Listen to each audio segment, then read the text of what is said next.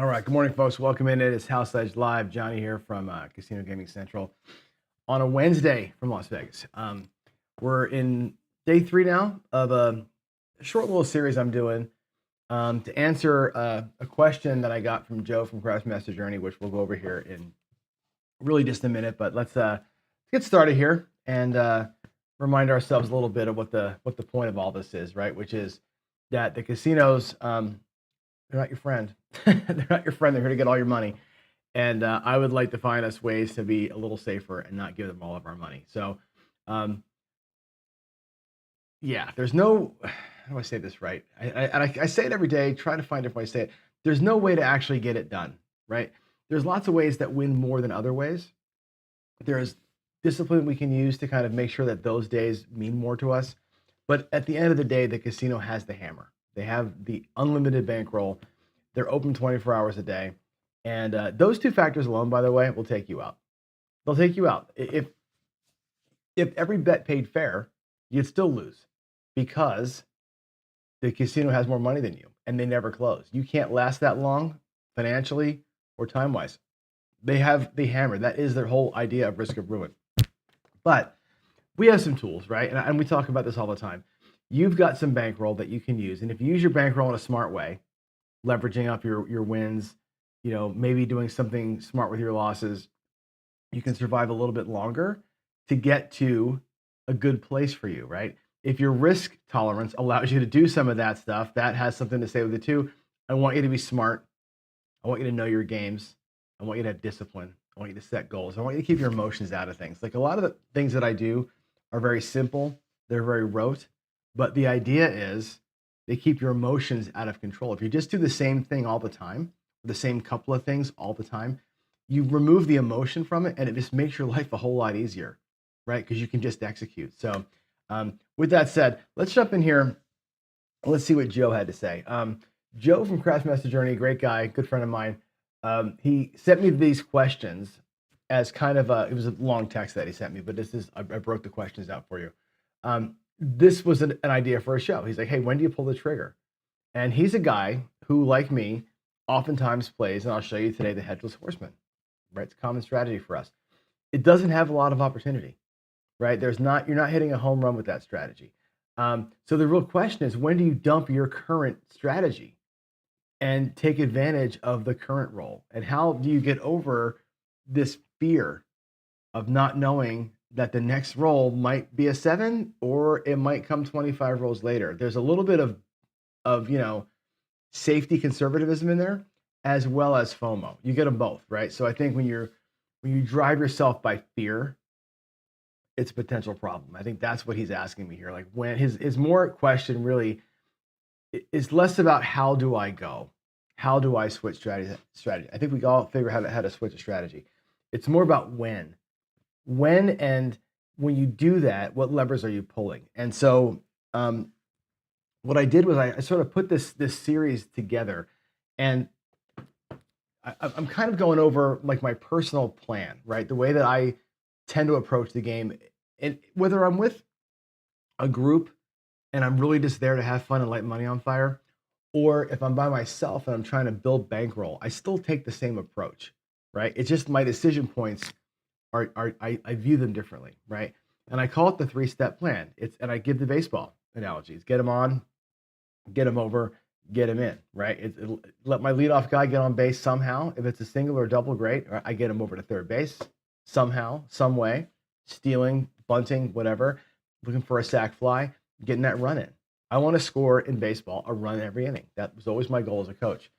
Because once I have the run in on that inning, then we have choices, right? And the choices could be continue to play conservatively and get a second run. The choices could be, I was telling Ken last night, I got the fat kid coming up and let him swing for the damn fences, right? Like there's times where you can swing for the fence. There's times when you can be conservative. And I think if you come at gambling with the same attitude of let me get my money back, number one, get them on phase, get my money back, put money out there to play with, earn that money back. The second little bit of that, the get them over piece, right, is get some money back in the rack. In other words, if I go out with $100 and I get my $100 back, and then I make an extra $25. Now I've got some profit. That's the second phase. The third phase then is, what do I do? The third phase, the get them in phase, could be aggressive, right? And if I'm playing with a group of people and we're at a meetup and we're all, trying to hit the home runs and high five, then I might be aggressive there, right? If I'm building bankroll and I'm trying to get in and get out and build the envelopes up, after I got them in or get them over, I have another set of money out in the felt. I may just pull that down and be done, right? You have a decision point to make when you play in stages, right? Get my money back, lock some money up, maybe go home or maybe go in. That decision point is what the answer to Joe's question is. Right there at roll or hit 3 or 4 at worst. That's when you decide, am I in this game or am I off this table? And I think you've got to, and that's a you thing. It's a bankroll thing. It's a where am I at in this session thing. There's a lot of things that go into the answer to that question. And we'll talk about those in the coming weeks. And I talked to Ken on the phone yesterday. He put a little kind of counterpoint video out on this topic, and he's right to a degree. I lean towards especially when I'm in Vegas or I'm playing with a bunch of people, I lean towards being aggressive. When I'm playing alone, I lean towards being conservative because my goal is different, right? My goal most of the time when I'm playing alone is build bankroll. So I'm much more apt to get out of there, right? When I'm with a group of people, my goal is much more to stay in and play a little longer. What I've got to get better at is sticking at phase 1 for every shooter and being okay with it. That's more of a Dice Dr. Dan thing. Dice Dr. Dan can really do that. I'm not very good at that when I'm with a group of people, and I'd be the first one to own that and admit it. All right, let's head forward here. And oh geez, I got the wrong. I always hit the wrong button for this slide. It should look like this. It should be the whole thing, the pressure cooker. So what I want to do today, look at how slow that is. My God. It's my computer. My computer is so low on memory. It is just lagging. Anyway, the pressure cooker today, I'm going to play a couple strategies for you. I'm going to go to the table here in a minute. And we'll roll out a few of these things. And again, more of just to show you how I do it, right? Just to show you that the ways that I like to play and how they sort of dovetail in and some of the points that we have here. When the decisions can get made. So here we go. That's going to come up in a minute. I'm going to show you a couple of rounds of each. We'll do the horseman. We'll do the come ladder. We'll do the border strategy. Those are 3 grinders, super grinders. They're not a 3 hit and out strategy or 3 roll and out strategy. They'll grind you to death. But potentially they keep you in the game for a long time. And if you're at a meetup and you want time at the table, these are good ways to play, although you won't get the home run, right? Then we look at what I showed you yesterday, duck and cover, the Dallas drawdown, the GM spin. Those are 3 right side only plays that really do a good job, I think, of creating opportunity and giving you to that decision point where you're going to stay with and keep playing or take what you've got and run off the table. So those are 3 kind of get after it potential. Those 3 create more potential. The first 3 are more grinders. And of course, I'll show you some parlays and that kind of thing while we're in here. But why don't we hit it? Let's go to the table, and I'll roll some of this stuff out. So the first thing I wanted to show you, as I turn my chair around here, was the horseman. And again, this is kind of a quick and dirty lesson here, but the horseman is one of my favorite ways to do this game. Let's put I'll do 2 shooters worth or 2 stacks worth. And the way that I play the horseman is with 5 units. Okay, so I use 5 units. 2 units on the don't pass, and then 3 are going to be 3 separate come bets, no odds anywhere. This is a grinder strategy. This is literally looking for the 7. This is a dark side kind of play. I'm going to put these 5 chips over here. This is my bankroll. So as I win or lose, I'll up in the field. As I win or lose, this is where I'm going to run from. And I'm just going to show you again how to get into the game. Here's my shooter's money, by the way, is 2 and 3. How I kind of ease into this thing. And if you're playing with a group of people, what happens a lot of times is you don't want to play this, right? A lot of people get squirrely in their head. I don't want to play the don't with my friends. I get it. This strategy ultimately is a dark side strategy early and a light side strategy late. So here we go. Let's come on out. and we catch a point of 5. I'll use a white chip here. The 5 is the point. Then it's going to be a come bet. And again, we're looking for, and let's just say, by the way, my win goal is $100. I'm looking to win about $100. So I got to get 4 units off of this strategy. Okay. Again, we'd love to see a 7 here. We got a 10 instead. Our next come bet. Now, again, if we got a 7 here, we're in good shape. These 2 bets would cancel out. This one would lose. That one would win. It's kind of 0. You'd be up half of your goal. Okay. There's a 6. That's a good one. It goes to the 6. And our third come bet. And again, here the 7 comes. We would lose 2. We would win 3. We'd be up a unit. Still, on the third roll, the 7 has been kept strong. And we're looking for an easy out of here, right? There's a 3. We end up losing the come bet. So now we're down to just the 4. Let's see what happens. There's a 4. Nothing happens for us. There's an 8. Nothing happens for us. And this is what Joe's saying. Like, oh, God, you got a great shooter. You're in the Horseman. When do you get out of it? Well, you get out of it when it makes you enough money to get out of it. I would not jump into this roll and start playing the 8 right now. Although some people maybe would. Not me. Hit the point. Lose our don't. We have 2 come bets sitting here like ducks. And there's the 7. And that is the worst case. The Horseman has this exact hole. It's the one dark spot in this strategy where you can knock your don't off and then immediately 7 out, right? As you saw, that happens. And when I show this strategy a lot, that rarely happens. But when it does happen, I think people are surprised that I'll show it to you. But it's a real thing. There we go. Points 9. Let's get our next come bet. That'll go to the 5. We're not seeing a lot of 7s during the roll today. There's an 8. That's a good one. Our last come bet will be the 7. So we'll lose 2. We'll win 1 here. Win 2 here. There's our 3 come bets for this next shooter. We have one of our lost chips back from the first guy. Okay.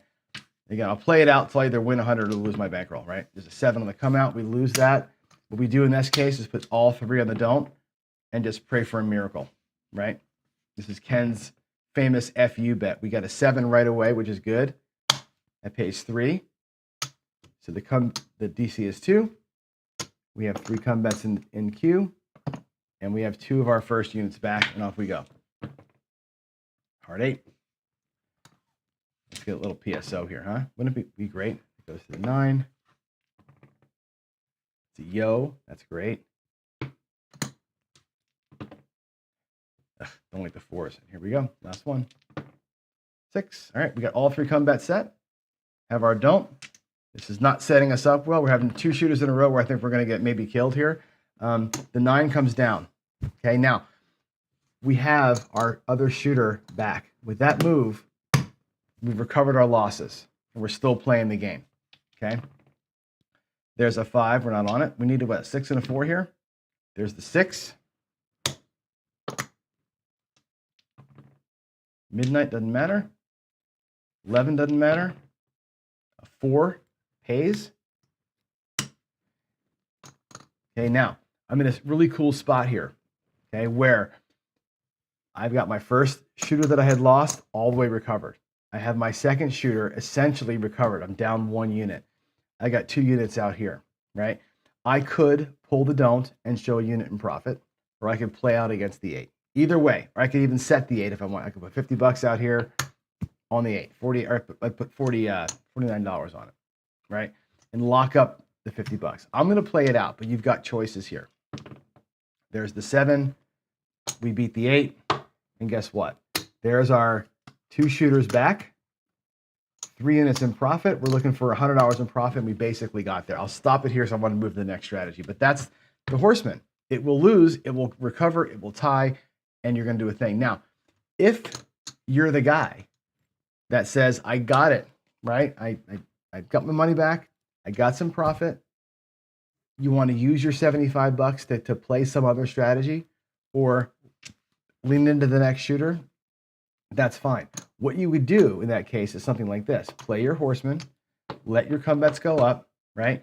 Assuming they all get set, you could take and place the 4 and 10 with your quarters. Or you could take your profit and do something different with it if you wanted to. There's opportunity in there for that. All right, that's that one. Let me show you now what I call the border strategy. This is an 8 unit play. So we'll take 8 units, and I'll do it again. I'll do it twice. This one is, and there's my 2 shooters. I'll put them here in the field. Or in the, yeah. There's 1 shooter. There's the next one. This one is set up like this. You're going to go, let a point get established first. We're going to go 2 units in the don't. Let it go somewhere. Then we're going to go 3 units in the don't. I'm sorry, 3 units first, then 2. 3 units first, then 2. And there's a reason for this. I'll explain it as we go. And then it's going to be a comeback to the last 3. Here we go. Let's get a point first, a regular point. 7, 11, 6. All right, point is 6. We're going to go 3 in the don't. Again, 1 roll.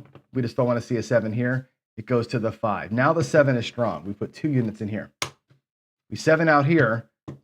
You lose 2, you win 3, you're fine. Okay, so the reason why the first one is 3 is to kind of cover that. This one here is all about keeping the 7 as strong as you can during a roll.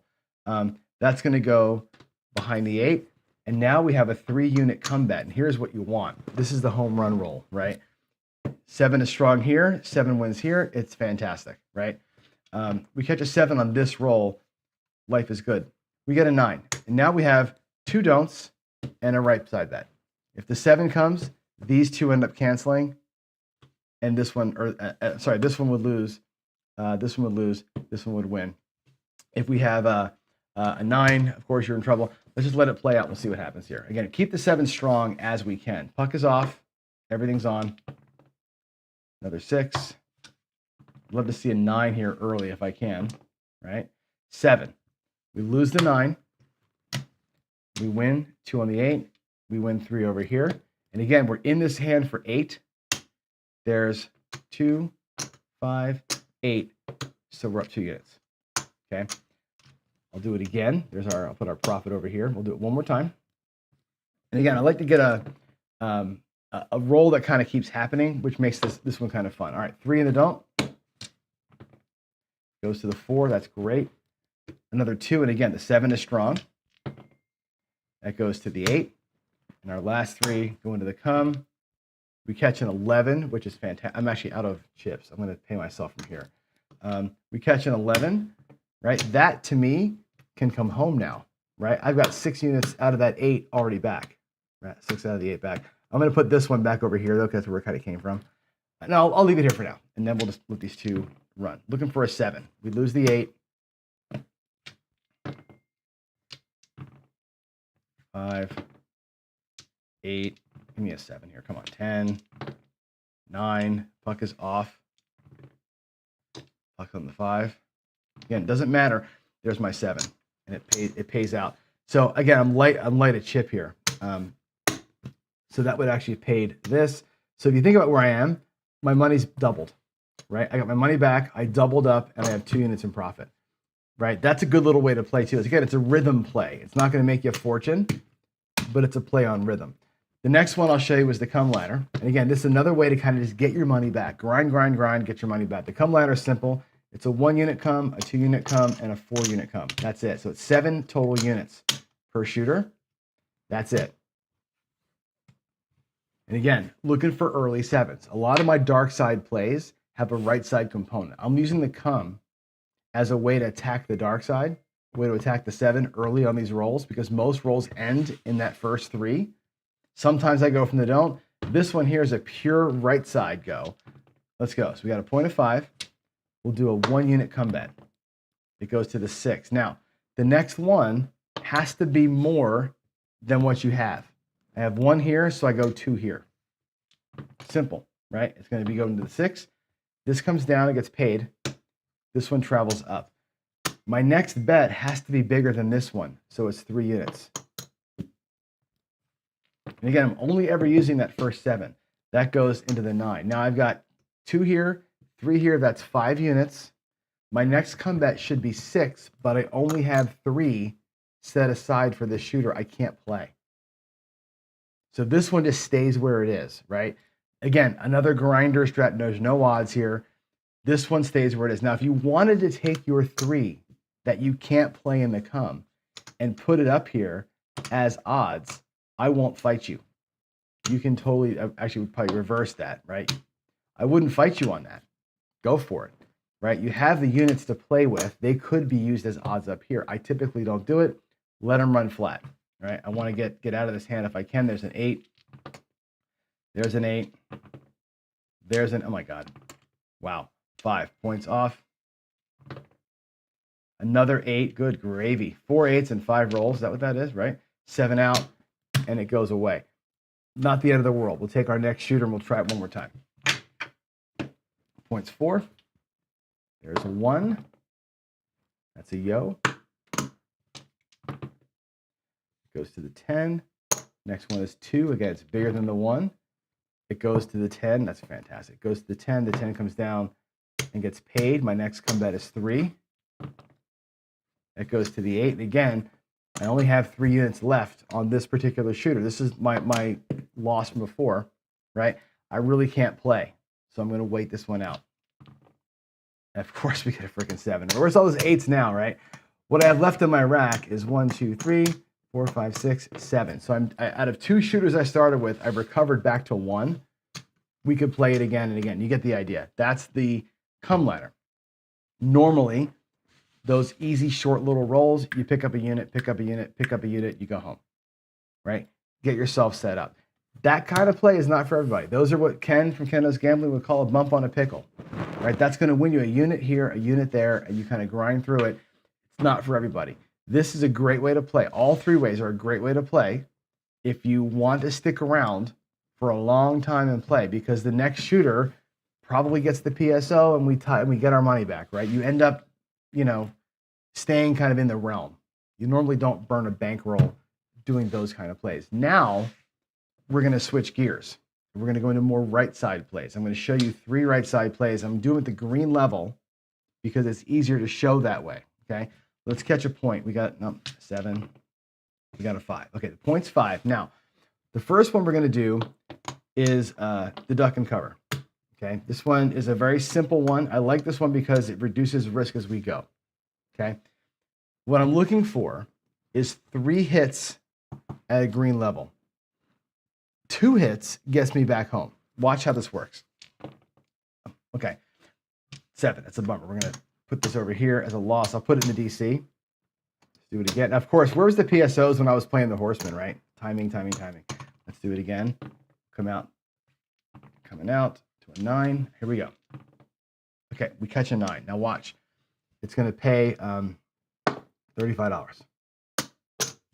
We bring, doesn't matter which one of the 5 or 9 you do, bring it down to 10. Now what you've got here is half of your money back of this shooter. We're still chasing our loss. We have half of our money back. We're in good shape. Okay, let's catch a new point. It'll be a 6. Again, the second green hit, if we can get a second green hit, we're going to be in good shape. Okay, there's 2 3s. There's another 9. Now what happens here is this. It's not a green level hit, so it's going to pay $14. We're going to, out of our pretend rack, we're going to drop $1 and make it look like 15. So 14 plus 1 makes this bet $25. And there's a 6. Keep it in the damn points, right? It pays 35. I'll bring a different number down, doesn't matter which one. And now, the second green hit, I have my money back. It took a long time because of the weird, we're hitting the points and stuff, right? But 2 hits at a green level is your money back. The third hit is that I'm locked up piece, right? This is kind of the get them on. I got my money back. I'm in a safe place, right? 11, you can't seem to get out. There's an 8. We can catch one more green hit, which we did, $35. I same bet that one because there's my 110. There's my first quarter in profit. Now it's decision time. And I'll stop this shooter right here so you can see where we are. First shooter, we got PSO'd, it happens, right? The second shooter, the first 2 green hits, effectively your money's back. Okay? When your money's back, by the way, and you're sitting here, don't forget you've got $75, $85, $95 sitting here. If you were to pull this money down, you'd have $85 in profit. You could leave with that if that was your goal. Okay? Here, we've replaced our starting bankroll. We've locked up a quarter. And again, 3 hits to do this. And now we have 3 green size bets still sitting out here. I can take this money in right? And if I take this money in, you're home with a $100 win. You got some excess money. You can grab the 4 and 10 and go have some fun, whatever you want to do, right? That's the play. Or leave it out there and go.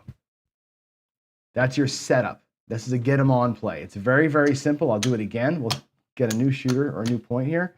Let me put all this money back. And again, I know we got PSO'd the first time. It happens. It is when you're playing a pure right side play, that's your risk. That's your risk tolerance has to allow for that. All right, let's get a new point. 10. Again, looking for 3 green hits if we can get them. There's an 8. $35. I'll pull the 9. 7 out. That's fine. In for 110, out for 50. We lost $60, which not good, but it's not the worst. The worst would have been losing the whole 110 like last time. Let's do one more round, and then I'll switch strategies one more time for you. Here we go. It's going out. We got an 8. Here we go. Looking for 2 green hits. Oh, boy, the dice turned sour on us, didn't they, today? Jeez, Lou. So now we're actually down. If we add it all up, we're down 1, 2. There's 2 times 110, right? Plus the 50, right? We had $50 back, and we lost 110 twice. Let's work it. Let's work it, baby. See if we can get some quick recovery here, huh? 4, 11, 9. I'll pay 35. I'll bring the 9 down. There's the 6. That'll pay 35. I'll bring the 5 down. Another 9. Again, I need 3 green hits total, right? That's going to pay $14. We'll do 15 for 1. Make it a quarter. And there's an 8. That's the same bet, $35. Same bet on the 8. I'm out with profit for the shooter, right? We could let it run. We'll let the dice go, and what this shooter might go crazy, right? Who knows? But if I just pulled it down to see where we are, here's where we are. There's 110. There's 110. That covers our 2 losses, right? For this particular shooter, we started with 110. We have $60 back. Effectively, I'm still chasing $50, right? If you look at it, we earned our money back, and we're on the road to recovery. That system works over and over. If you just did that, just took your 2 green hits and turned your bets off and reset every single shooter around the whole table, you could make money doing this. The problem is we all want to keep on playing. So that's a fun little way to do it. Again, if every shooter you took your money back off the table and stopped, you could be okay.